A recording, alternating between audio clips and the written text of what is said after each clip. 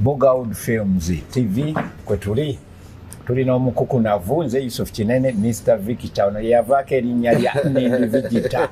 era bwe tuba tutudde okuwaya tugendo luwanvu saaga kulondobeza ng'eyanyageemu sooka balamuseeko abantu abo. Mbalamusiza mwenna mikwano gyaffe baganda baffe abatulaba yonna gye musinziira tuli ku mukutu gwa Bugawood TV. So tubaaniriza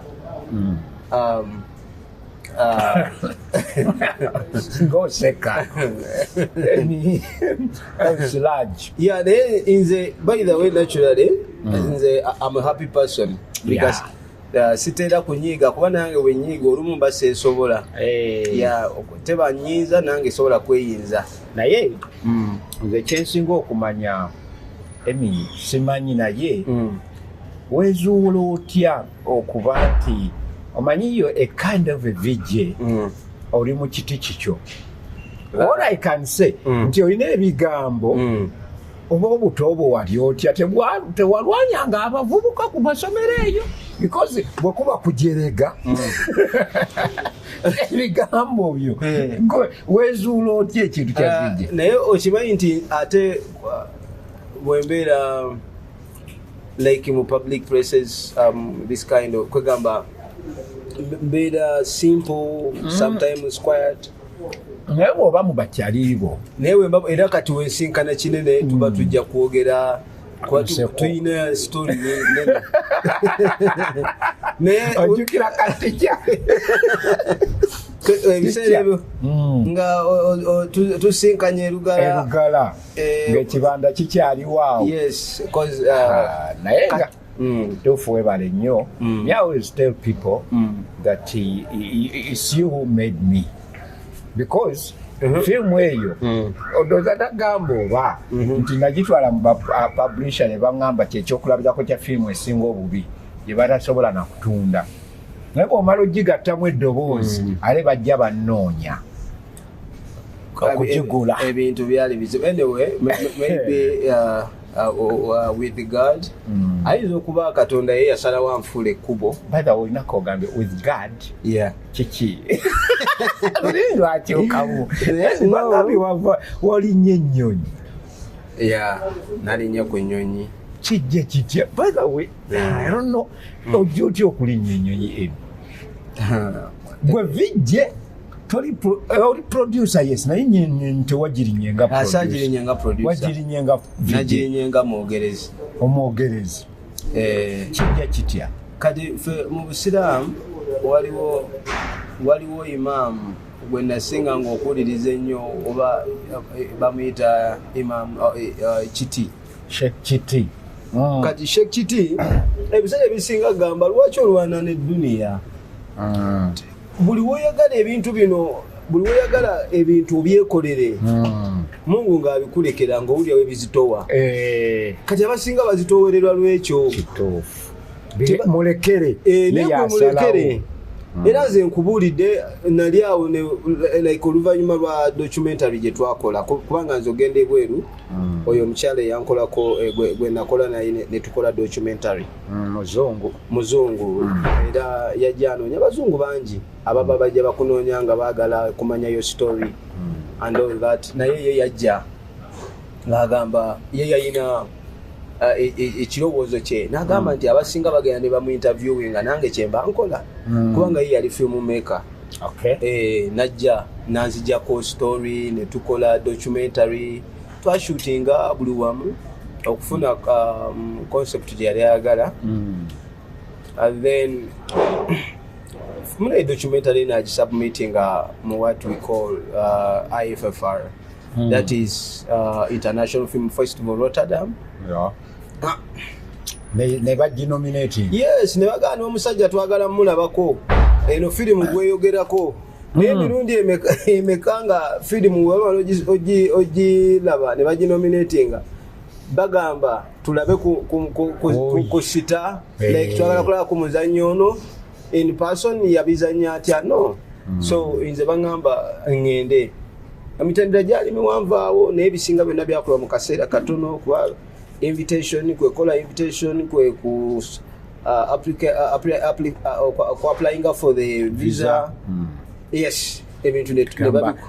kyogambye nti mutonzi oyo asala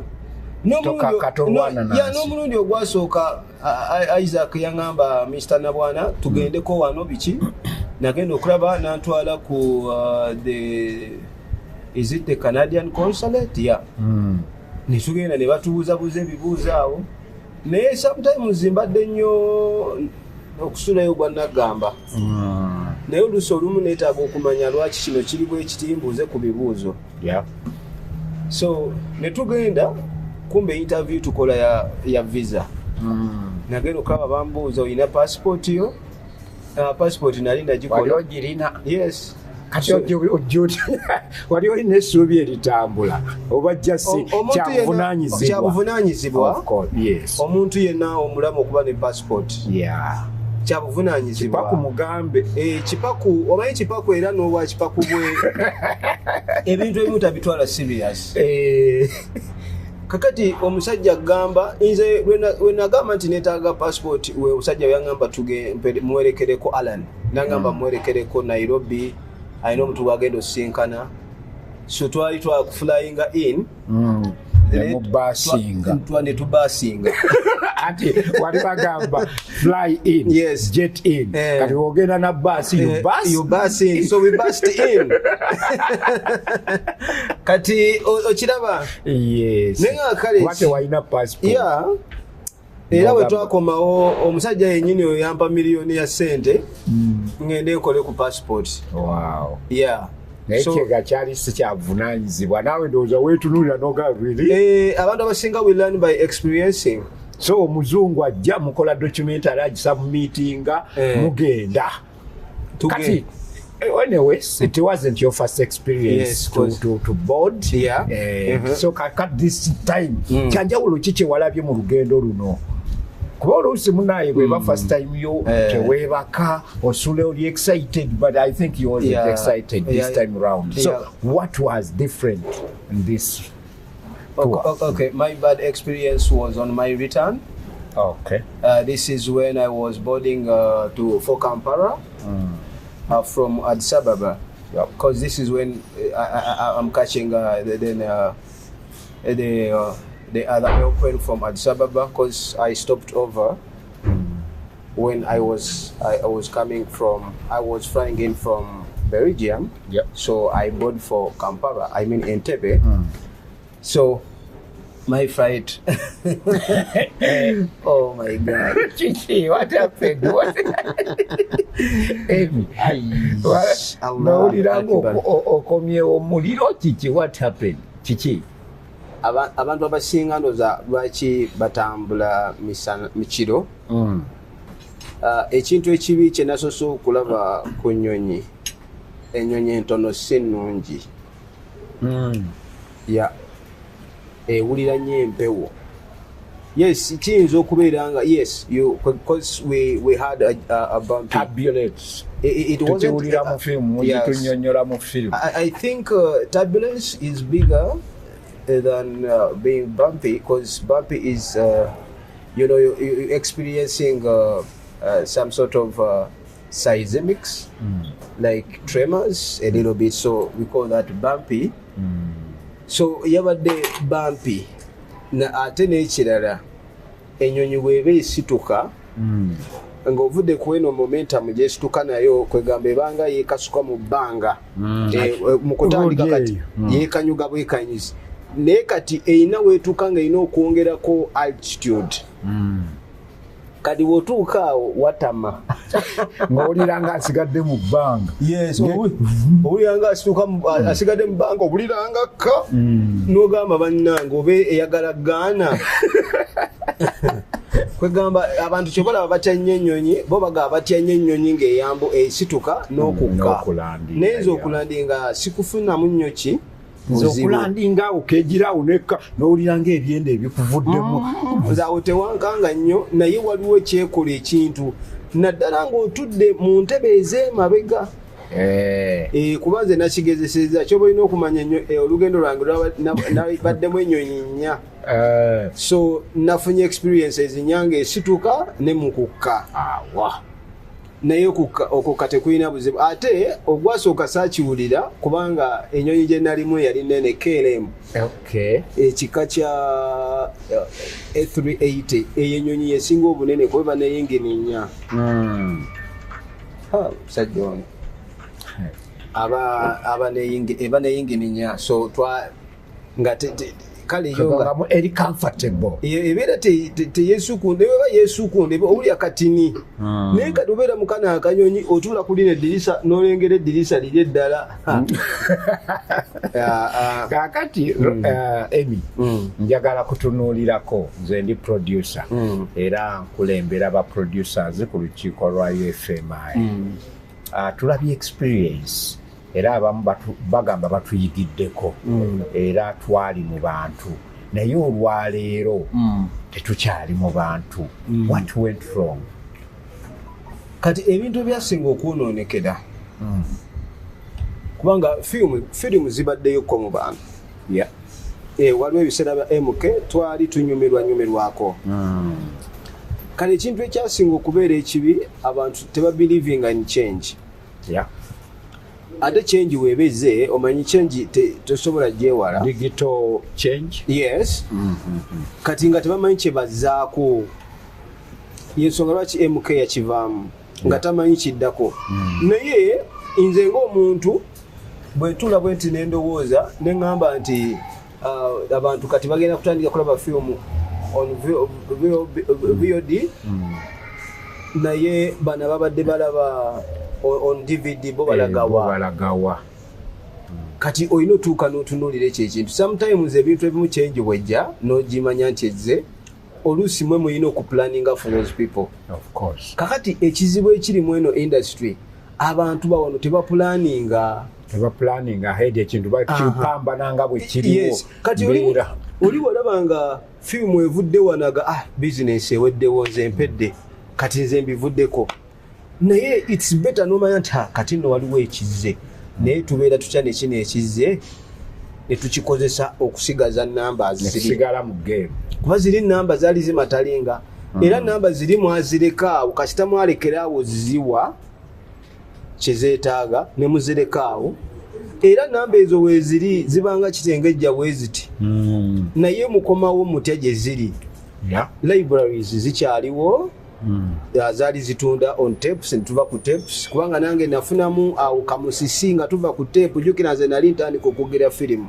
nga waliwo tape wali ku VHS yes kakati mba nakesondasonda onguze kaddeke kange ntandika okulikodinga ngenda okulira ate abantu kati DVDs VCDs ezasooka banange it was horror so nentawaana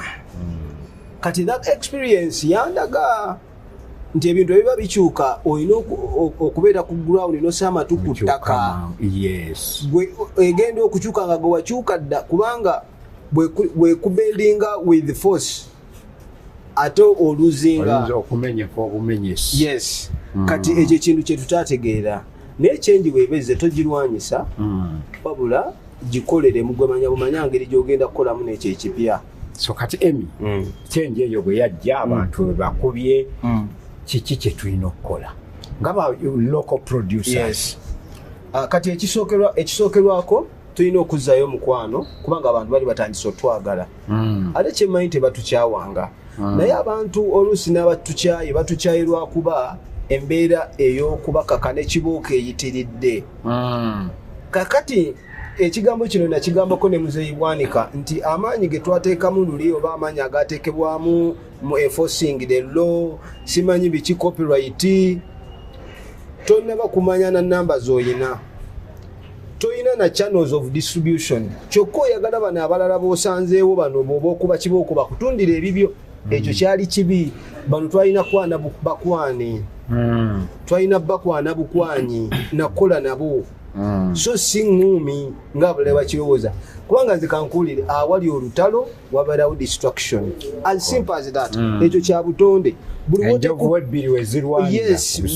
bubonaabona kati ekyo yensonga lwaki tulina kati kino kyogamba kubanga twalwanira mu industry kiringa omusajja wobeera n'omukazi abakazi babiri ne beekuba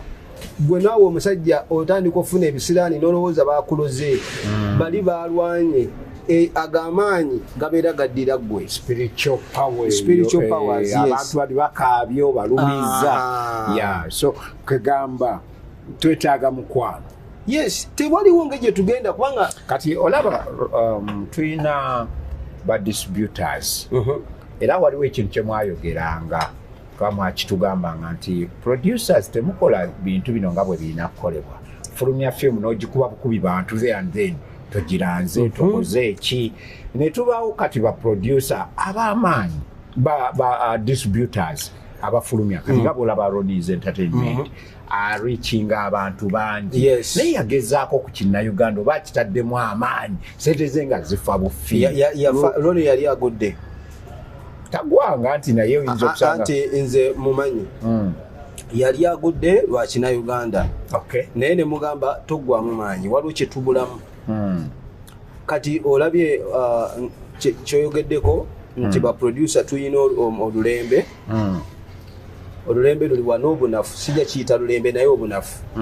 kwata film teeka posta zayo buli wamu naye posta ezo zikole in a professional way nga zirabika bulungi zisikiriza amaaso g'omuntu okulabako promotinga gwe kennyini promotion itandikira ku ggwe.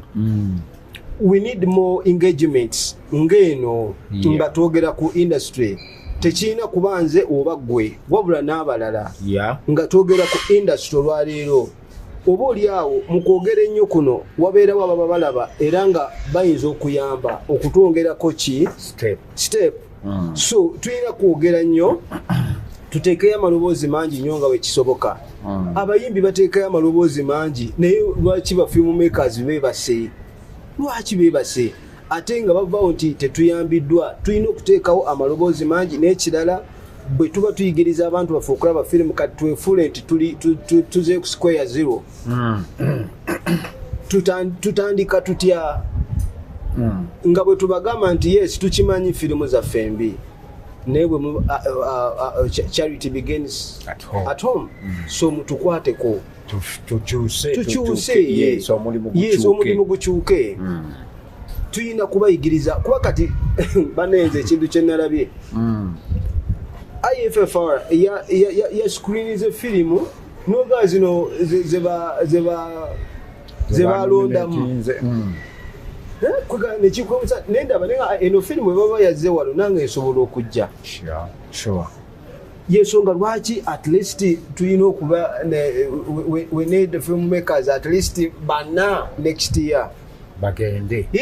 contacts ozirina buli kimu. No, I have people and my colleague is coming back on 10th. I will meet him 10th February March. I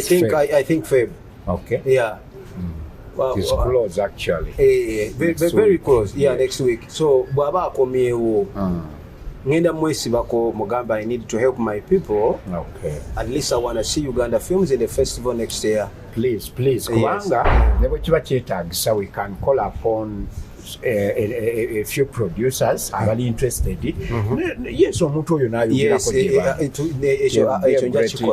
ekyo nja kikola. Thank you very much. Tujja genda ewuwe manyiyo tujja musanga ewuwe nja mugamba I will get those people mugambe I need you to meet some people ayugereko nabo alabe ekisobola wanga yangambe if they have good films they can submit. Okay. So nenga kye nakugambye nti omuzungu bwagamba nti ngenda kuyamba ayinza obutakuteera mu ssente. Yes. Nakulaga ekkubo. Naye nakulaga ekkubo. Kati kibajja oli okukola oba obutakola. Kubanga kati nze interview gye banzijjako Belgium no Netherlands tomanya kyereeta kubanga bo bagamba affe tumule English gundi strategies tumu opportunities no bo bakuwa balenga bakuteerawo ekkubo gwe opportunities oba ne zijja yaba akugulidde akwa platform bas kyekyo kyeggamba akwa platform then netulaba n'ogenda mu nsi emikisa gye giva so kakati otugambye ba producers tuddeyo ku square one tuddemu okwagazisa abantu kyekisookerwako ekyo tugenda kikola tutya bwe pululu olowooza tukikoze tutya okusookera ddala I've said we're gonna need more engagements like this. Ekyokulala ngenda kwogerako ne Mr. Ronnie oba naabo osobola okwogera naye nze we nayingirira mu kwogerera ebinnauganda nasanga modern asinga MK kituufu yes nga modern w'amaanyi naye nenanga nga obulango bwani bwemuke so tujja kuddamu tulange kakati waliwo ekintu kyentunuulira nti olwaleero mu Uganda VJs bwe tudda mu sekita ya industry b'amaanyi okusinga ba actors ba VJ b'amaanyi balina amannya okusinga abazanyi ba film kakati yes ante ekyo titaminga tuti era ba actors bandikoze batya neri bakyogeddeko oli director yakyogedde n'agamba nti eri ba VJ era nga bw'okyogedde yagambye nti bali more famous than the actors. Yes. So kakati promoting ba actors ngaluli bwe kyali kitegeeza ba actors bano baba producers beetaaga tuddeyo ku drawing board baleete emirimu tufune we tugifulumiza tugambye nti eyali agifulumya Ronnie yali agudde olw'ekinna Uganda kati this time round tukikoze tutya anti Ronnie agwa atya Ronnie agwa bwati afulumya film n'ajoba agents mu bitundu kati byonna ebyenjawulo mu ggwanga kati bano ba agents film ne bagiwa local libraries ba local libraries ne baziguza olwo ne bazi abantu babulijjo this is the chain of distribution kati waweefiira Ronnie okubanga tasobola kuteekamu ssente ono omuntu wa wansi we wajja ku local library okugula film asaba ya Emmy asaba ya muzungu kitwale bwotyo ya VJ nekira Uganda kiba kya VJ gamba asaba ya muzungu good right no kati nakirekawo ekina Uganda amawulire ne gava wano ne gakomawo wa agent ne bamugamba nti efirimu eganyo tambula toddamu jinguza otegedde kakati nekidde ewa Ronnie eyaguze direct eyasasudde ezze kyova olaba nze Ronnie namuwa amagezi nti taddamu ggula nti firimu tulina kuteesa ne baproducer firimu ne tugita sente ne zigenda mpaka wansi nezigenda mpaka wansi ku local library ne tubuuza bameka abaaguze yo omuzungu bwatyo yayinza okikola era nekugamba nti newe bandibadde bansuubiza obadde euros bina bayinza obutabikuwa ng'okomawo Uganda basobola ozikuwa luvannyuma ne bazikuweereza okitegedde kati tulina okuyiga okukola ng'abazungu okubeera abatawakkavu bino ebyampakuwe tebikola mu katale ke tulina sofa kubanga tosobola kuddira nte ogikamemu amata ate tewagiwadde mazzi kakati gwe twagala ofefe nyine ba producers tuyigo promoting film ku bantu bano tetwetaaga distribution channel twetaaga bali abakola ki abalabi nkutegedde nti tusanya amaanyi gaffe tukakawala library tunda naye nga oli ajja okunona tataliiwo gwe n'okwata owa library n'oyoola ebintu byo gwe tomanyi nti kennyini oli mu kugjawo like ojjawo you remove ojjawo ano oba tojjawo chain naye okutulamu chain ojjeewo owa library ate yalina okuguza ate yayagazi ekituufu wandibadde olina kwata oli omuntu atalabye of course kakati kitegeeza tuve ku drawing board vijjo ono n'abalala sectors zonna naffe ba producers oba ba local makers tusomese twagazise sina kusomesa kubanga omuntu wano omugandi nkusomesa obanga muganze ndi musiru mubagazise twagazise abantu bali abalabi baffe be bakama baffe kati bano baloni tebalina kye batugamba kubanga oli omuntu awansi walajja n'agamba tolina kina Uganda roni awajja kujja emisinde demand demand ye determining kati producer yeno ba film maker yeyo nga gwa magezi ko kali mu kukwata ba library then olowooza mpola oli mabega oba mabega naye tusome abantu bali be bakulu kubanga ono wa library era singa bwe kitogwe kya kakati ebi nina offer jensaba mu kamera wano njikusaba kubanga wankolera filmu eya Bwanga nakati Bwanga ekyatambula abantu bagiraba wakolanga film wakola mugaba filmu ezo zamakinga abantu naye ndozo bacye kyakumala musikyalaba bo producinga tokyawandiika wali okola filmu ezi abantu abo ze baagala nze ku lwange njagala ompandiikireyo ya Mr. Victor endala nze sinze njagala otunuulire Victor omanyi mu Victor oyala tukoleyo filmu endala nga Victor ogambe Victor njagala oluzanye kino nekino producing or directing onkukolereyo mpandikiro or directing I will produce you want to oyagala omejalinge mu filmu yange oba oyagala nkuwandikire story nga yo ogende ku film produce kati gwe director gwe muwandiisi nze actor nze produce kati okay because now from this experience emyaka jirije na biki byoyina kati onokuba nga kati amagezi mangi nnyo era nga kyensinga okwagala omwaka guno njagala mbe wanjawulo njagala kati Victor akomewo ku top era nga mukama wange mukulu Ron agenda kuntegekerayo ekivulu omwaka guno mu October awo njagala tugenda otuuka mu October nga twetegese ekimala sebo naawe nkusaba ogatteko ettoffaali I will do that. Okay. And I think